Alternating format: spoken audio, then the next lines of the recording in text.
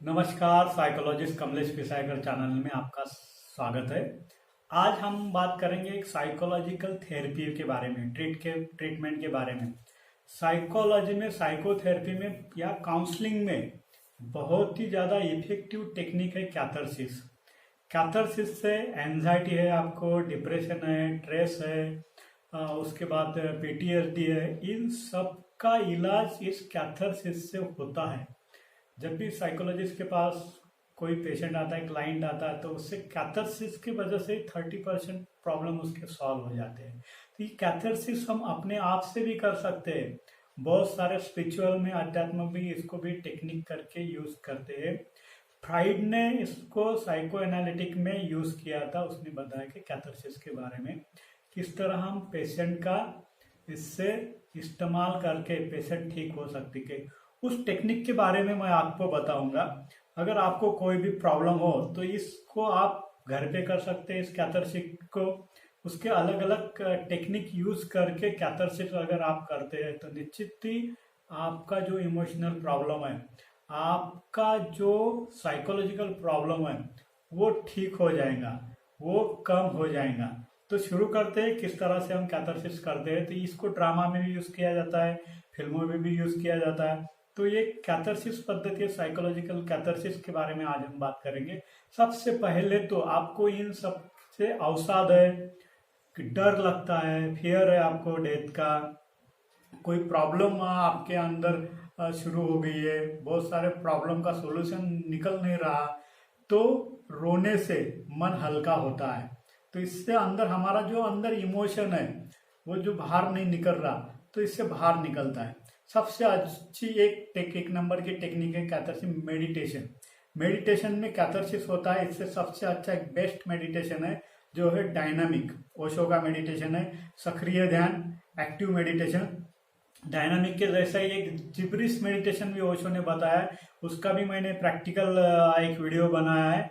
तो उसका वीडियो देखकर भी आप जिब्रिस मेडिटेशन कर सकते हैं।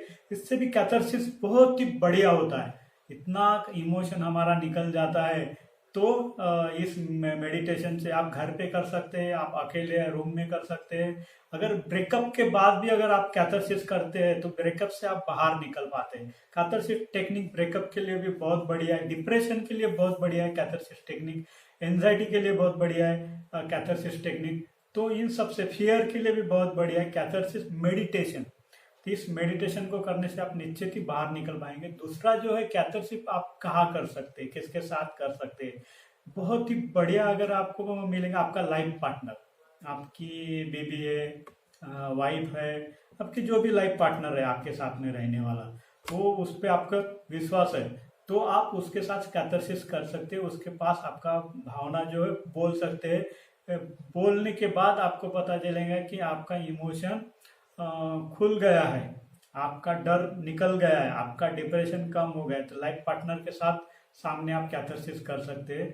आप फ्रेंड्स हैं, आपके बहुत ही अच्छा दोस्त है, कोई ऐसा दोस्त चाहिए जिसके साथ हम गम बांट सके, खुशी भी बांट सके, उस तरह गम भी बांट सके। अगर हम हेल्प करते हैं तो हमारे फ्रेंड्स बढ़ जाएंगे। अब मेरे फेसबुक पे 5000 फ्रेंड्स है, कोई काम के नहीं है। जो नजदीक का जिसको मैं मदद करता हूँ तो वही फ्रेंड्स मुझे मेरे काम में आएंगे, जिसको मैं अपने इमोशन बता सकता हूँ। ऐसा कोई फ्रेंड्स अपने लाइफ में होना चाहिए, तभी आप डिप्रेशन, एंजाइटी से बाहर निकल सकते हैं। नहीं तो बहुत मुश्किल जाता है आपको डिप्रेशन में बाहर जाना। तो ऐसा एक फ्रेंड्स है आपके पास तो बहुत बढ़िया है। अगर नहीं है तो बनाना शुरुआत कीजिए, उसके सामने आप कैथारसिस कर सकते हैं। आपका जो भी भावना है उसका विरेचन आप कर सकते हैं। फिर एक है आपके पास ये भी नहीं है, फ्रेंड्स भी नहीं है, तो एक आप डायरी लिख सकते हैं। डायरी में भी बहुत बढ़िया कैथारसिस होता है। जैसे हमारे अंदर के इमोशन इस एनवायरनमेंट में आने की शुरुआत हो जाती है, तब तैसे वैसे वैसे हमारे प्रॉब्लम का सॉल्यूशन निकलना शुरू हो जाता है। तो हम लिखते हैं, मतलब हम इस एनवायरनमेंट में उस बातों को अपने दिल से, मन से बाहर निकालते हैं। तो डायरी लिखना शुरू कर दीजिए, अपनी जो भी इमोशन है उसमें लिखिए, निश्चित ही आपका कैथारसिस हो जाएगा। तीसरा है गाना, सॉन्ग्स। हम जो गाना बोलते हैं, वो तेरे प्यार का गम, एक बहाना था सनम, मतलब जो भी हमारे अंदर इमोशन है, कोई अगर हमको गम है ब्रेकअप के बाद, तो गाने की इसमें हम बोलते, वो बोलना शुरू कर देते थे, इससे भी हमारा कैथारसिस होता है। एक बच्चों के लिए बहुत बढ़िया, जिनको बहुत एंगर आता है, बहुत गुस्सा आता है, एडीएचडी के बच्चे हम देखते हैं, उनमें बहुत गुस्सा रहता है कि थोड़ी थोड़ी बात पे गुस्सा आता है, तो उनके लिए एक पंचिंग बैग उनको लाके दीजिए, बॉक्सिंग मारने वाली, या घर पे भी आप बना सकते हैं।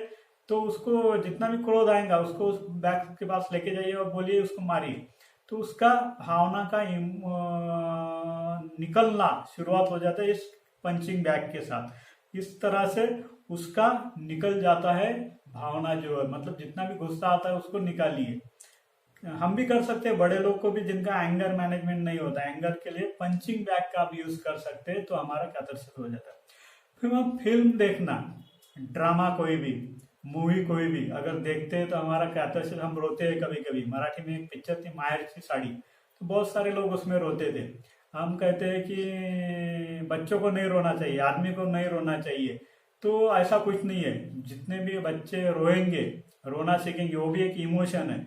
इमोशन बाहर निकलना अगर सीख जाएंगे तो आने वाले दिनों में डिप्रेशन से बच जाएंगे, मेंटल प्रॉब्लम से बच जाएंगे।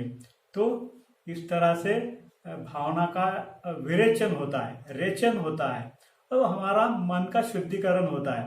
ये शुद्धिकरण की प्रक्रिया है कैथारसिस का। उसके बाद ये सब भी नहीं होता, तो एक पुराने जमाने में एक पद्धति यूज करते थे, फॉरेस्ट में जाते थे, जंगल में जाते थे, और ट्री के पास, पेड़ के पास जाके अपने अंदर जो भी सीक्रेट है वो वहां पे बोल देते थे। तो बोलने से हमारा कैथारसिस होता है। पुराने जमाने में ये करते थे, अभी भी हम कर सकते हैं। अगर नहीं ट्री है, नहीं फॉरेस्ट में, जंगल में जा सकते हैं, तो हम अपने यहाँ पे कोई डॉग है उसको भी हम ये सब बातें बता सकते हैं। जंगल में नहीं तो हमारे घर में कोई झाड़ है, पेड़ है, उसके सामने भी हम अपना इमोशन, सीक्रेट बातें शेयर कर सकते हैं। हमको कहीं कभी भी डर लगता है कि सीक्रेट बातें हम कहाँ शेयर करेंगे, तो पेड़ के सामने, फॉरेस्ट में, जंगल में, या कई बार रिवर के सामने, नदी के पास जाके भी लोग शेयर करते थे अपने सीक्रेट। तो इस तरह कैथारसिस हो जाता था। और सबसे आखिरी में मैं बता रहा कि इन सबसे भी आपके कैथारसिस करने के बाद भी प्रॉब्लम नहीं सॉल्व हो रहे, तो साइकोलॉजिकल काउंसलर के पास जाइए या साइकोलॉजिस्ट के पास जाइए। उनसे आपकी इमोशन शेयर कीजिए, भावना शेयर कीजिए कि आपके अंदर ब्रेकअप के बाद ये सब डिप्रेशन आ रहा है, एंजाइटी आ रहा है, ये सब आपसे मैनेजमेंट नहीं हो रहा है। तो या ऑनलाइन, अभी तो एक टेक्निक है कि ऑनलाइन काउंसलिंग भी आप ले सकते हैं। आप भी हमको ऑनलाइन कॉल कर सकते हैं, नीचे मैंने आपको फ़ोन नंबर दिया है। अभी बहुत सारे हेल्पलाइन में ये कोरोना के कॉल आते हैं, मेंटल हेल्पलाइन की वजह से, मेंटल प्रॉब्लम के, तो इससे भी लोगों का कैथारसिस हो जाता है। ये पेड काउंसलिंग भी रहती है, अभी ऑनलाइन काउंसलिंग की भी शुरुआत हो जाएगी। तो आपके कोई भी प्रॉब्लम है, डिप्रेशन है, एंजाइटी है, पीटीएसडी है, या फियर है आपके अंदर में, तो आप ऑनलाइन काउंसलिंग ले सकते हैं। इससे भी आपके प्रॉब्लम सॉल्व हो सकते हैं। लेकिन इतने ट्राई करने के बाद आप हमें कॉल कर सकते हैं।